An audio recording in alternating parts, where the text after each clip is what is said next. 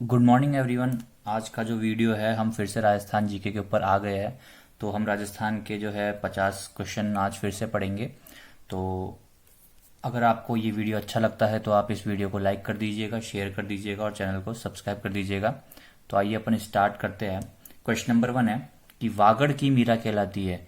देखिए, वागड़ प्रदेश की जो मीरा है वो गौरीबाई को कहते हैं, ठीक है। और राजस्थान की राधा जो है वो मीराबाई को कहते हैं, ठीक है। उन्हें राधा क्यों कहा जाता है राजस्थान की? क्योंकि वो कृष्ण भक्त थी और राजस्थान से थी। इसी तरह से वागड़ की मीरा का मतलब, ठीक है, जो वागड़ प्रदेश की मीरा का मतलब कि जो वागड़ प्रदेश की थी, राजस्थान में वागड़ जो प्रदेश है वहां की थी और मीराबाई की तरह ही कृष्ण भक्ति थी, ठीक है। तो वो गौरीबाई को कहते हैं। नेक्स्ट है क्वेश्चन नंबर 2, राजस्थान का कबीर किसे कहा जाता है? तो राजस्थान का कबीर संत दादू दयाल को कहा जाता है। जानते हैं कबीर के दोहे बड़े प्रसिद्ध है, ठीक है। तो इसी तरह से जो संत दादू दयाल है वो राजस्थान की कबीर थे। कणकती क्या होती है? ठीक है, तो कणकती आप सबने सुना होगा, एक प्रकार का एक आभूषण होता है।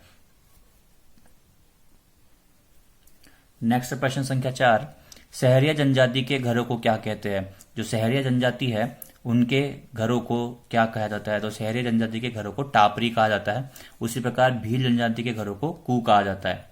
नेक्स्ट प्रश्न संख्या 5, राजस्थान में भक्ति आंदोलन के प्रणेता कौन थे? ठीक है, जो राजस्थान में भक्ति आंदोलन हुआ था उसके प्रणेता संत धन्ना जी थे। और संत धन्ना जी जो थे यह रामानंद जी के शिष्य थे। यह प्रश्न भी पूछ लेता है कि संत धन्ना जी किसके शिष्य थे? तो संत धन्ना जी रामानंद जी के शिष्य थे।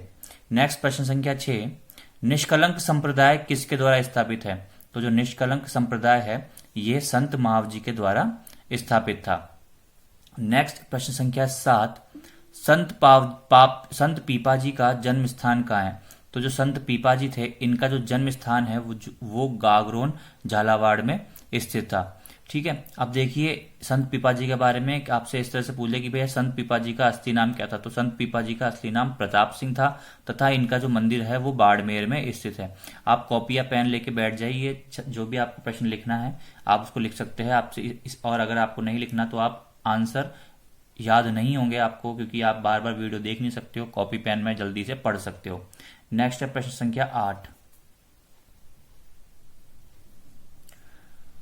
जसनाती संप्रदाय की प्रधान गद्दी कहाँ है? प्रधान गद्दी या प्रधान पीठ कुछ भी आ सकता है। तो जो जसनाती संप्रदाय है उसकी प्रधान पीठ या गद्दी कतरियासर बीकानेर जिले में स्थित है, ठीक है। कतरियासर नामक जगह जो कि बीकानेर जिले में है। नेक्स्ट इसी से पीठ से मतलब प्रधान गद्दी से संबंधित कुछ 2-3 प्रश्न और है। जैसे रामानुज संप्रदाय है उसकी प्रधान गद्दी जो है पीठ जो है वो गलताजी जयपुर में स्थित है, ठीक है। जो निम्बार्क संप्रदाय है उसकी प्रधान पीठ सलेमाबाद अजमेर में स्थित है। नेक्स्ट प्रश्न संख्या 9, राम स्नेहा संप्रदाय की प्रधान गद्दी कहाँ है? जो राम स्नेहा संप्रदाय है उसकी प्रधान गद्दी बाड़मेर जिले में स्थित है। नेक्स्ट प्रश्न संख्या 10, पशु मेला किसे कहते हैं? तो देखिए, पशु मेला जो है वो पुष्कर मेले को कहा जाता है, ठीक है। और एक नागौर में भी होता है पशु मेला, लेकिन आपको ऑप्शन के हिसाब से डिसाइड करना होगा। और जो पुष्कर है वो राजस्थान के अजमेर जिले में स्थित है, जहां पर एक सर्वत्र विश्व में ब्रह्मा जी का केवल एकमात्र मंदिर स्थित है। नेक्स्ट प्रश्न संख्या 11, एशिया की सबसे बड़ी मार्बल मंडी कहाँ स्थित है? तो एशिया की जो सबसे बड़ी मार्बल मंडी है वो किशनगढ़ में स्थित है, ठीक है। और आपसे इसी से रिलेटेड एक प्रश्न और पूछ सकता है, क्या पूछ सकता है कि सर्वश्रेष्ठ संगमरमर कहाँ मिलता है भारत में? तो भारत में सर्वश्रेष्ठ संगमरमर जो है वो मकराना में मिलता है, जो कि ताजमहल में भी प्रयोग हुआ था। और जो मार्बल मंडी है वो किशनगढ़ में है। नेक्स्ट प्रश्न, नेक्स्ट प्रश्न संख्या 12, बेणेश्वर जी का मेला कहाँ बढ़ता है? तो जो बेणेश्वर धाम है उसका मेला जो है वहीं बेणेश्वर धाम में ही बढ़ता है, डूंगरपुर पे, ठीक है, जो कि डूंगरपुर जिले में स्थित है। नेक्स्ट प्रश्न संख्या 13, बिश्नोई संप्रदाय के धार्मिक ग्रंथ का क्या नाम है? जो बिश्नोई संप्रदाय है उसके जो धार्मिक ग्रंथ है उसका नाम जंप सागर है और बिश्नोई संप्रदाय की स्थापना जम्बो जी ने की थी। नेक्स्ट प्रश्न संख्या 14, तेजाजी की घोड़ी का क्या नाम था? तो तेजाजी की घोड़ी का नाम लीलन था। और जो वीर तेजाजी है इनका मेला नागौर में बढ़ता है, याद रखिएगा, लोक देवता थे तेजाजी। प्रश्न संख्या 15, श्रावक प्रतिक्रमण सूत्र चूर्णी किस शैली से संबंधित है? तो एक किताब है, पुस्तक है श्रावक प्रतिक्रमण सूत्र चूर्णी वो किस शैली की है? तो ये प्रश्न पहले भी आया था आपके, मैंने पहले वीडियो में पूछा था प्रश्न कि श्रावण प्रतिक्रमण सूत्रचूर्णी किसके शासनकाल में लिखी गई। ठीक है, ये तो प्रश्न था आपका। और यहाँ पे पूछा गया है कि किस शैली से संबंधित है, तो ये मेवाड़ शैली से संबंधित है और ये रावल तेज सिंह के काल में 1260 ईस्वी में लिखी गई थी। नेक्स्ट है प्रश्न संख्या 16, देवनारायण जी की घोड़ी का क्या नाम था? तो देवनारायण जी जो थे उनकी घोड़ी का नाम लीलाधर था। और देवनारायण जी से रिलेटेड एक और बहुत इंपॉर्टेंट प्रश्न बनता है कि ऐसे कौन से लोक देवता है जो कि औषधि के ज्ञाता थे? तो देवनारायण जी तो जो थे ये औषधि के भी ज्ञाता थे। आगे चलते हैं प्रश्न संख्या 17 पे। तो एकमात्र लोक देवता जो कवि थे वह कौन थे? ठीक है, तो जितने भी अपने लोक देवता हुए राजस्थान में, उसमें ऐसे लोक देवता जो कवि थे उनका नाम रामदेव जी था। नेक्स्ट प्रश्न संख्या 18, पाबू प्रकाश के रचयिता कौन थे? तो पाबू प्रकाश के रचयिता आशिया मोरजीना। ठीक है, दो लोग हैं ये, एक नहीं है, आशिया और मोरजी थे। पाबू प्रकाश बाबू जी की के काम सिद्धांत और उनके ऊपर जो है प्रकाश डालता है, इसके रचयिता कौन थे? आशिया मोरजी। नेक्स्ट है प्रश्न संख्या 19, बादशाह का मेला कहाँ बढ़ता है? तो बादशाह का मेला ब्यावर में बढ़ता है, ब्यावर नामक जगह में। ठीक है, नेक्स्ट आगे चलते हैं प्रश्न संख्या 20 पे। तो देखिए बड़ा ही इंपॉर्टेंट प्रश्न बनता है प्रश्न संख्या 20। क्या बोल रहा है कि धुरमेड़ी या गोगामेड़ी, कुछ भी पूछ सकता है दोनों में से, धुरमेड़ी या गोगामेड़ी दोनों एक ही चीज है। तो ये कहाँ स्थित है? देखिए गोगामेड़ी जो धुरमेड़ी है ये नोहर हनुमानगढ़ में स्थित है और यहाँ पे गोगा जी का मेला लगता है। ठीक है, गोगा जी जिन्हें सर्पों का देवता ही माना जाता है और इनका प्रतीक चिन्ह भी सर्प था, सांप था मतलब। नेक्स्ट प्रश्न संख्या 21, प्लेग रक्षक देवता किसे माना जाता है? तो जो प्लेग रक्षक देवता थे वो पाबू जी थे। ठीक है, जिनका जन्म 1239 में फलोदी में हुआ था और इन्हें लक्ष्मण जी का अवतार भी माना जाता है। लक्ष्मण जी राम जी के जो छोटे भाई थे उनका अवतार भी इन्हें माना जाता है। नेक्स्ट है प्रश्न संख्या 22, लाल महल कहाँ स्थित है? तो जो लाल महल है वो बीकानेर में स्थित है। आगे चलते हैं। फड़कारिता का प्रमुख केंद्र कहाँ स्थित है? जो फड़कारिता है वहां उसका प्रमुख केंद्र जो है शाहपुरा भीलवाड़ा में स्थित है। अब फड़ क्या होती है? फड़ किसी भी लोक देवता के बारे में जो भी उनकी जीवनी गाथा या उनके बारे में उनका कोई भी भजन, ठीक है, जो भी होता है वो एक कपड़े के ऊपर लिखा जाता है, उसी को फड़ कहा जाता है। आप यूट्यूब पे सर्च करेंगे फड़ तो आपको दिखा दी जाएगी, अलग अलग तरह की होती है। नेक्स्ट प्रश्न संख्या 24 कि पाबू जी की फड़ का वाचन किस जाति के लोग करते हैं? अब देखिए कि जो लोक देवता होते हैं ये हर जगह तो पूजे नहीं जाते, या हर जाति के लोग, तो जैसे राजस्थान है तो राजस्थान में जरूरी नहीं है कि हर जगह के लोग ही जैसे उन्हें पूजा करे उनकी। ठीक है, जैसे सिटी में शहरों की बात अपन करें तो शहरों में जो है उनकी पूजा बहुत कम लोग करते हैं, कोई मानता है तो करता है, अदरवाइज जो ज्यादातर जो है लोक देवताओं की पूजा गांवों में होती है। और गांवों में भी किस जाति के लोग हैं वो मानते हैं, जैसे कि मान लो किसी लोक देवता ने किसी जाति के उद्धार के लिए काम किया तो बाकी के जो जनजाति है या जाति है वो उनको इतना नहीं मानती, वो किसी दूसरे लोक देवता को मानती है जिन्होंने उनकी जाति के उद्धार के लिए काम किया था। तो उसी तरह से जो है पाबू जी थे उनकी फड़ का वाचन किस जाति के लोग करते हैं? तो जो नायक जाति, आयक जाति और बोरी जाति, ये तीन जातियां हैं जो पाबू जी की फड़ का वाचन करती है। ऐसा जरूरी नहीं है कि केवल है ना जिनका उद्धार किया वही जातियां करेगी, नहीं, दूसरी जाति भी कर सकती है। ठीक है, जैसे गोगा जी है तो गोगा जी का बात करें तो शहरों में भी जो भी पुराने लोग हैं अपनी गोगा दशमी पे गोगा जी की पूजा करते हैं। नेक्स्ट प्रश्न संख्या 25, हवा महल का निर्माता कौन है? तो जो हवा महल है वो सवाई प्रताप सिंह ने 1799 ईस्वी में बनाया था। ठीक है, 1799 ईस्वी में सवाई प्रताप सिंह ने। और इसी से रिलेटेड एक और प्रश्न पूछ लिया जाता है कि हवा महल का वास्तुकार या डिजाइनर जिसको बोलते हैं वास्तुविद, वो कौन थे? तो लालचंद उस्ता। यह भी मैं आपको पहले बता चुका हूं, लालचंद उस्ता जो थे वो हवा महल के वास्तुकार थे। नेक्स्ट है प्रश्न संख्या 26, मांगोलियों के इष्ट देवता कौन है? तो जो मांगोली है उनके जो इष्ट देवता है वो मेहोजी थे। इनका मंदिर बापणी जोधपुर में स्थित है और इनकी घोड़ी का नाम किरण काबड़ा था। आगे चलते हैं।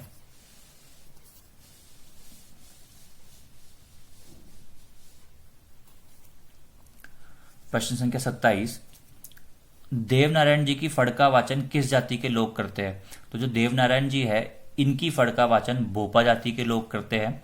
और एक और प्रश्न पूछा जा सकता है आपसे कि सबसे बड़ी फड़ किस लोक देवता की है, तो देवनारायण जी की सबसे बड़ी फड़ है। आगे प्रश्न संख्या 28 पे चलते हैं।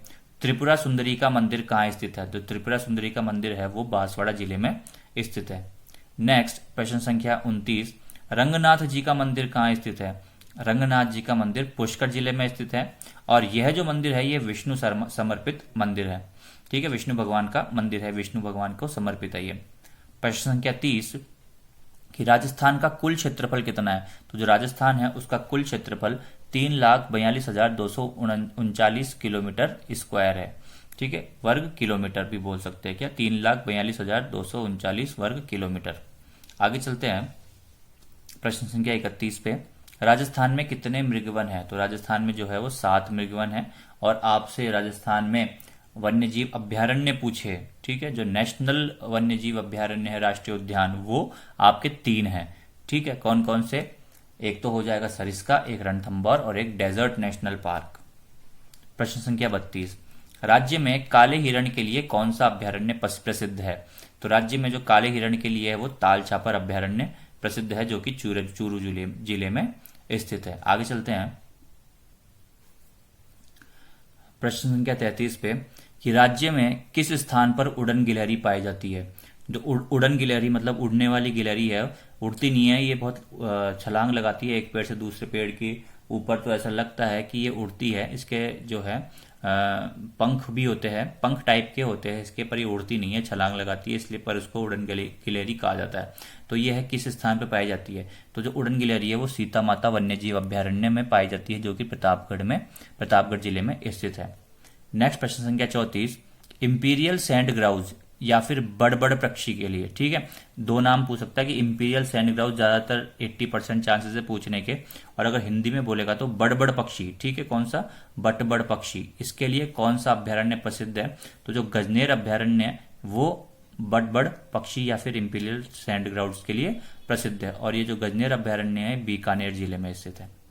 प्रश्न संख्या 35, बंसधारा पहाड़ी कौन से अभ्यारण्य में स्थित है, तो जो बंसधारा पहाड़ी है ये सज्जनगढ़ अभ्यारण्य, जो कि उदयपुर जिले में स्थित है, वहां पर है। नेक्स्ट प्रश्न संख्या 36, राष्ट्रीय मरु उद्यान को किस नाम से जाना जाता है, जो राष्ट्रीय मरु उद्यान है उसे जीवाश्म पार्क के नाम से जाना जाता है, और यह जैसलमेर व बाड़मेर जिलों में स्थित है। आगे चलते हैं प्रश्न संख्या 37 पे,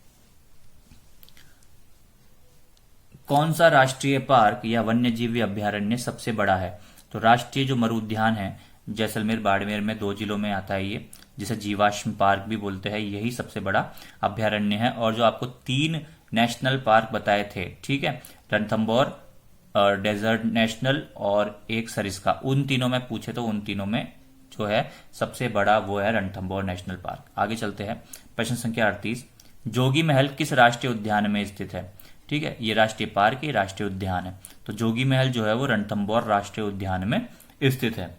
आगे चलते हैं प्रश्न संख्या 39 पे, लाल सड़न रोग किस फसल में होता है, तो जो लाल सड़न रोग है वो गन्ने की फसल में होता है, और राजस्थान में सर्वाधिक गन्ना श्रीगंगानगर में उगाया जाता है। प्रश्न संख्या 40, भूरी क्रांति का संबंध किस क्षेत्र से है, तो जो भूरी क्रांति है, कई तरह की क्रांतियां हुई है, इसके ऊपर भी एक वीडियो बना दिया जाएगा, ज्यादा नहीं है, ठीक है, आपको ये वो 5-7 मिनट का वीडियो बनेगा। तो जो भूरी क्रांति है उसका संबंध खाद्यान्न प्रसंस्करण से है। आगे चलते हैं प्रश्न संख्या 41, बीविल कीड़े का संबंध किस फसल से है, तो जो बीविल कीड़ा है वो किस फसल में लगता है, तो बीविल नामक कीड़ा जो है वो कपास की फसल में लगता है। और एक और इम्पोर्टेंट प्रश्न पूछा जाता है कि कपास की खेती के लिए कौन सी मिट्टी सर्वाधिक उपयुक्त मानी जाती है, तो आपको काली मिट्टी पर टिक करना है। काली मिट्टी जो है वो कपास की खेती के लिए सर्वाधिक उपयुक्त मानी जाती है। प्लस ये हाड़ौती क्षेत्र जैसे कोटा हो गया या बूंदी हो गया, ठीक है, ये उन जिलों में ज्यादा पाई जाती है। नेक्स्ट प्रश्न संख्या 42, राजस्थान में सर्वाधिक अनाज उत्पादन करने वाला जिला है, तो राजस्थान में सर्वाधिक अनाज उत्पन्न करने वाला जिला श्रीगंगानगर है, ठीक है, ये इसको राजस्थान का अन्न भंडार भी कहा जाता है। प्रश्न संख्या 43, काजरी शोध संस्थान कहाँ स्थित है, तो काजरी शोध संस्थान जोधपुर जिले में स्थित है। प्रश्न संख्या 44, मरुस्थल में स्थित बुज झील किस नदी पर है? तो जो मरुस्थल में स्थित बुज झील है वो काकनेय नदी पर स्थित है। प्रश्न संख्या 45, राजस्थान की सबसे बड़ी खारे पानी की झील कौन सी है? राजस्थान की सबसे बड़ी खारे पानी की झील सांबर झील है। ये 3 जिलों में फैली हुई है, जयपुर, अजमेर और नागौर। और भारत का सबसे ज्यादा नमक, ठीक है, 8% नमक जो है वो सांबर झील से ही आता है। प्रश्न संख्या 46,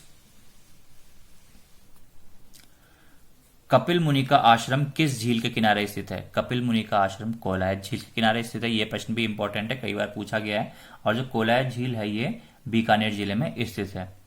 प्रश्न संख्या 47, किस झील को डेबर झील के नाम से जाना जाता है? तो जो डेबर झील है उसे मतलब ऐसी कौन सी झील है जिसे डेबर झील के नाम से भी जाना जाता है? तो जो जैसमंद झील है उदयपुर जिले में, उसे डेबर झील के नाम से जाना जाता है। प्रश्न संख्या 48, कौन सी नदी अंतः प्रवाहित नदी नहीं है? ठीक है, अब अंतः प्रवाहित नदी कौन सी होती है पहले तो ये समझिए। अंतः प्रवाहित नदी का मतलब वो नदियां जो कि बहती है और बहते बहते खत्म हो जाती है, समुद्र में जाके नहीं मिलती, क्योंकि कोई ना कोई नदी जो है वो जाके कहीं ना कहीं समुद्र में मिलती है। पर वो नदियां जो कि समुद्र में नहीं मिलती उन्हें बोलते हैं अंतः प्रवाहित नदियां। तो ऐसी कौन सी नदियां हैं जो नहीं है अंतः प्रवाहित? तो खारी, लूनी, कांतली और काकने। राजस्थान की 4 नदियां हैं। 3 ऑप्शन दे देगा आपको, चंबल, माही, बनास और खारी। तो आप क्या बताओगे कि जो खारी नदी है वो अंतः प्रवाहित नदी नहीं है, या लूनी दे दे, कांतली दे दे, काकनी दे दे, कुछ भी दे दे। नेक्स्ट है प्रश्न संख्या 49, कि कौन सी विधि परंपरागत जल संरक्षण विधि नहीं है? तो जो परंपरागत जल संरक्षण विधि नहीं है, ठीक है, यह है तालाब है। ठीक, क्योंकि नदी भी जो है वो तो प्राकृतिक है, वो तो उसमें वर्षा से जल संरक्षण होता है। उसके अलावा अपन बात करें जो भी दूसरी चीजें है, कुएं हो गए या बावड़ियां हो गई, ये सब जो है परंपरागत, परंपरा के अनुसार ही जो है जो किसान है वो बनाते हैं, पर जो तालाब है वो कहीं भी बन जाता है। नेक्स्ट है प्रश्न संख्या 50, अनास, एराव व सोम किसकी सहायक नदी है? तो जो ये अनास, एराव और सोम है ये माही नदी की सहायक नदी है। और माही नदी के ऊपर एक और प्रश्न पूछा जाता है, क्या पूछा जाता है कि कर्क रेखा को 2 बार काटने वाली नदी कौन सी है? तो कर्क रेखा को 2 बार काटने वाली नदी ये भी माही नदी है। नेक्स्ट है प्रश्न संख्या 51, लास्ट प्रश्न, कर्क रेखा के पास कौन सा जिला स्थित है? तो ऐसा कौन सा जिला है जो कर्क रेखा के पास स्थित है? तो उसका उत्तर हो जाएगा डूंगरपुर। डूंगरपुर जो है वो कर्क रेखा के सबसे पास स्थित है राजस्थान में। तो अपन मिलते हैं नेक्स्ट वीडियो में। अगर आपको वीडियो अच्छा लगा हो तो इसको लाइक कर दीजिएगा, शेयर कर दीजिएगा और चैनल को सब्सक्राइब कर दीजिएगा। आपके नेक्स्ट वीडियो भी राजस्थान जीके का ही आएगा। उसके बाद भी है जो 1-2 वीडियो राजस्थान जीके के निकाल के हम साइंस का निकालेंगे एक वीडियो, जो कि कुछ प्रश्न पूछे जाते हैं साइंस में। तो इस तरह से हम जो है वनपाल का लगभग पूरा 70 से 80% कोर्स है वो खत्म कर देंगे। और फिर उसके बाद 1-2 टॉपिक मैथ्स के भी पढ़ाए जाएंगे। और वनपाल के एग्जाम की डेट अभी तक नहीं आई है, तो कहीं इस में आपको कोई बेवकूफ़ बनाए या झूठ बोले तो आप उसके बातों में मत आना। तो अपन मिलते हैं नेक्स्ट क्लास में, तब तक के लिए थैंक यू।